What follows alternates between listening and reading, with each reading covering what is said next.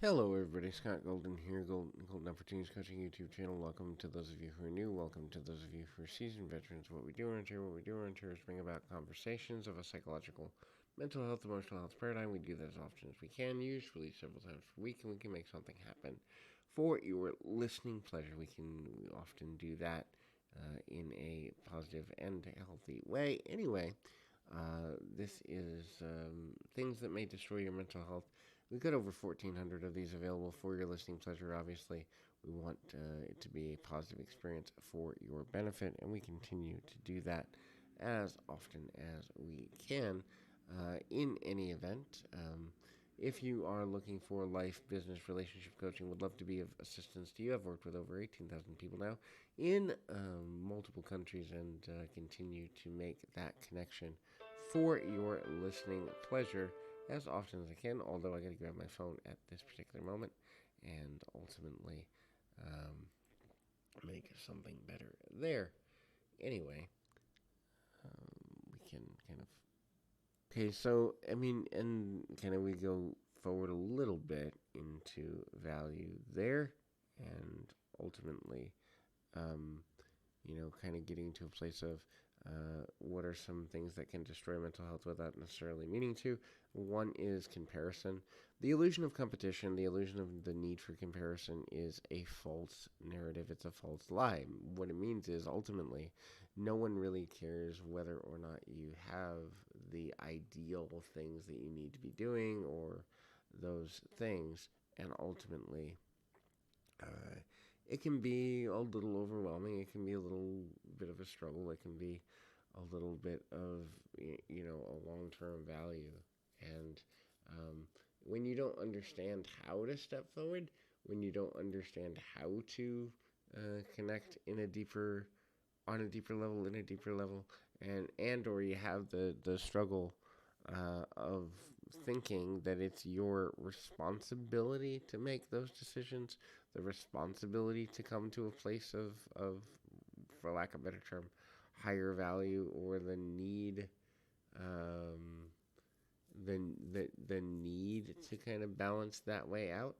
Um, there's some interesting challenges there, and when we begin to understand how to make decisions in a deeper level, we can kind of then make decisions from a balanced place, and also the need to compete doesn't really exist outside of our ego's need to feel more or less important. But the concepts of more and less don't really exist in a meaningful long term way, except for people who buy into the illusion of competition to begin with. Now, that doesn't mean that people don't compete. What it means is that competition isn't actually necessary. There is enough for everyone overall. And then the other part of it too is being overly positive or overly negative. Which is the next thing that can destroy mental health, because at the end of the day, if you're overly positive, you may get blindsided by people that don't have pure intentions towards you. If you're overly negative, you'll miss the beauty of the world. And so, finding a way to be balanced in the way that you approach interaction, the way you approach the world in general, the way you approach life is super, super important and super valuable.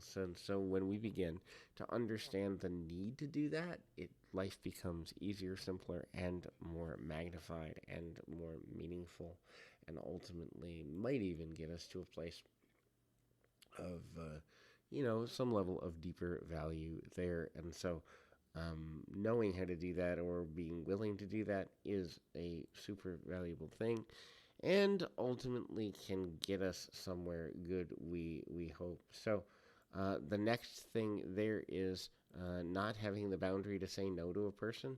Obviously, virtually very few people like hearing the word no, but the word no is necessary for us to be able to maintain authentic relationships, to maintain authentic beinghood, and so knowing how to connect in a way with your own boundaries. Do I have enough time to do this well? Do I have enough energy to do this well? Do I have enough focus to do whatever I'm trying to do well? Or am I a person who is getting the better of myself in my own? In other words, am I getting in my own way? That could be an interesting question for lots of people, and the willingness or lack thereof to look at whether we have that ability, look at whether we have that connectivity can be super challenging for a lot of reasons. The act of blaming others for our circumstance is also another really bad habit that many people have. Not everybody, but many people have the bad habit of blaming other people for circumstance simply because at the end of the day, no one wants to take complete responsibility for where they are, and or almost no one. And so that can be problematic in that way as well. So hopefully this is helpful. I encourage you to keep your feet on the ground, your mind in the moment. Till next time, everybody.